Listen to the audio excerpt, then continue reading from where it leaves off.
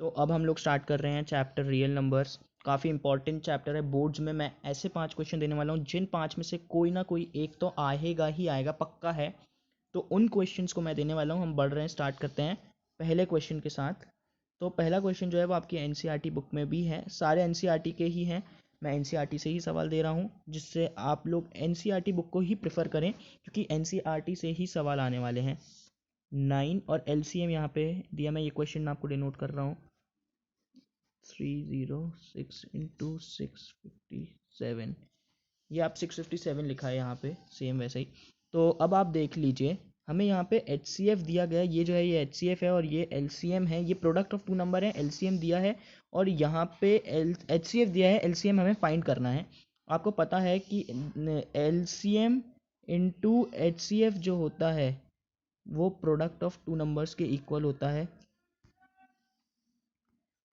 To numbers के equal होता है। तो एलसीएम हमें यहाँ पे फाइंड करना है, तो हम एलसीएम एज इट इज़ लिखे रहने देंगे। एचसीएफ हमें 9 यहाँ पे दिया गया है, हम 9 उतार देंगे।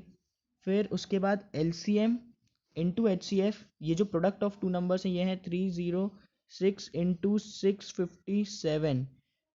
तो ये जो 9 है वो इधर शिफ्ट हो जाएगा, ये अपॉन में 9 आ जाएगा और इसका जो आंसर है ये 9 इसको 34 टाइम्स काटेगा और 34 इंटू 657 5913 जो है इसका आंसर आ जाएगा। यही कुछ क्वेश्चंस इस तरीके से आने वाले हैं पूरे चैप्टर में। अब मैं इसको इरेज कर देता हूँ। हाँ, अब हमारा दूसरा क्वेश्चन जो है वो यूक्लिड डिवीजन एल्गोरिथम पे है। अब यूक्लिड डिवीजन एल्गोरिथम अपन ने सीखा हुआ है। मैं इसका क्वेश्चन आपको यहाँ पे 135 एंड 225 ये जो है दिया गया है। हमें इसका यूक्लिड डिवीजन एल्गोरिथम से इसको फाइंड करना है। काफ़ी इजी है, मैं आपको करके बता देता हूँ। आपने क्वेश्चन देख लिया है। 135 जो भी बिगर डिजिट है, आप यहाँ पे देख सकते हैं, इन दोनों में से बिगर है ये, एक सेकेंड, ये जो है ये वाला बिगर है, ये स्मॉलर है। तो हम स्मॉलर को बाहर रखेंगे, ये 135 और ये 225, ये हमने कर दिया। अब 135 वन ज़ा होता है, तो 135 हमने लिख दिया। हमने माइनस किया, ये यहाँ पे 0 आएगा, यहाँ पे ये 12 आएगा और ये 9 हो जाएगा।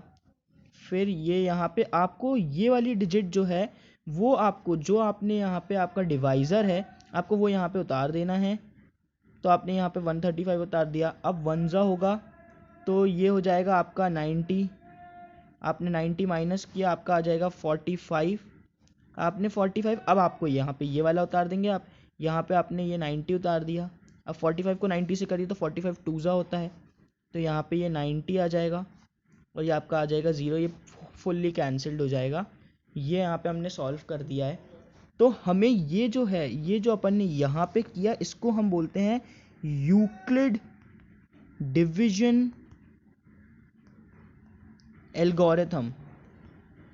ठीक है, इससे हमें जो रिलेटेड सवाल है, मैंने ये लिखा नहीं है पूरा यूक्लिड डिवीजन एल्गोरिथम, इससे रिलेटेड सवाल आएंगे ही आएंगे इस चैप्टर में। ये काफ़ी ज़्यादा इंपॉर्टेंट है। जो है प्रूफ करना है रूट 3 को, रूट 3 जो है इसको हमें इर्रेशनल प्रूफ करना है। ये सवाल आने, एक सवाल किसी भी को भी प्रूफ करने आ सकता है इर्रेशनल, किसी को भी इर्रेशनल प्रूफ करने को आ सकता है। तो अब हम रूट 3 को कैसे इर्रेशनल, तो सबसे पहले रूट 3 जो होता है, रूट 3 जो है हमारा, रूट 3 आप देखेंगे, रूट 3 को अगर हम लोग a अपॉन बी के इक्वल मानना है तो हमें a और b को एज अ को प्राइम मानेंगे। हम को प्राइम इसको मान लेंगे। मैंने लिख दिया, आप यहाँ पे को प्राइम लिख दीजिएगा। हम इसको a और b को प्राइम मान लेंगे।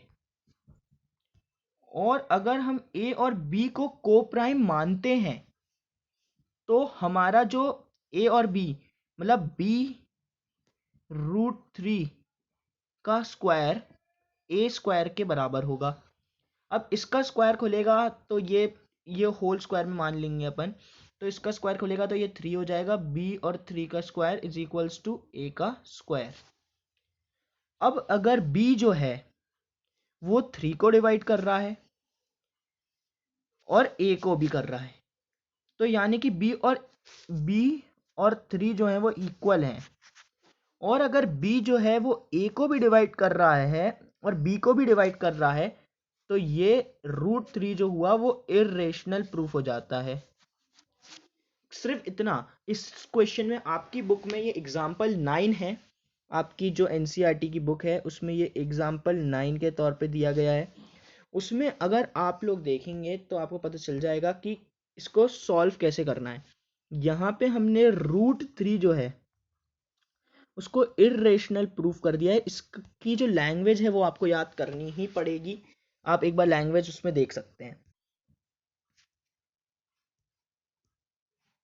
जो अगला क्वेश्चन है उसमें हमें एलसीएम और एचसीएफ फाइंड करना है इन दोनों का प्राइम फैक्टराइजेशन से। तो सबसे पहले 510 का अगर हम कर लेंगे तो ये 2 से कितने टाइम्स जाएगा, 1 यहाँ पे गया 5 और यहाँ पे गया 155। फिर अब हम यहाँ पे 5 से करेंगे तो 5 से गया 3 ज़ा और 1 ज़ा, और ये यहाँ पे ये 255 होगा, ये जो है ये 2 होगा, तो हम इसको हमने इसको 5 से किया 255 हो जाएगा, तो ये आ जाएगा 51। अब 51 को हम लोग करेंगे डिवाइड, अब 3 से इसको किया तो 3 1 ज़ा और यहाँ पे 3 7 ज़ा 21, और यहाँ पे ये 17 का 17 आ जाएगा, ये 1 हो जाएगा।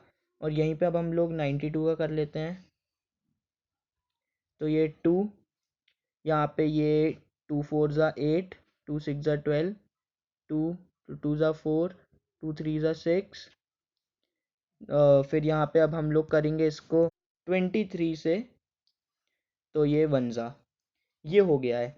अब आप लोग इसको अलग से पहले सॉल्व करके लिख लीजिए, मैं इसको हटाना पड़ रहा है। अब हमने इन दोनों के यहाँ पे प्राइम फैक्टराइजेशन लिख लिए हैं। अब HCF जो होता है वो इसके कॉमन क्या क्या है इसमें, एक तो ये 2 कॉमन है और यहाँ पे ये 3 कॉमन है, तो 2 और 3 कॉमन है, यानी कि HCF जो होगा इसका HCF वो 2 × 3 = 6 हो जाएगा।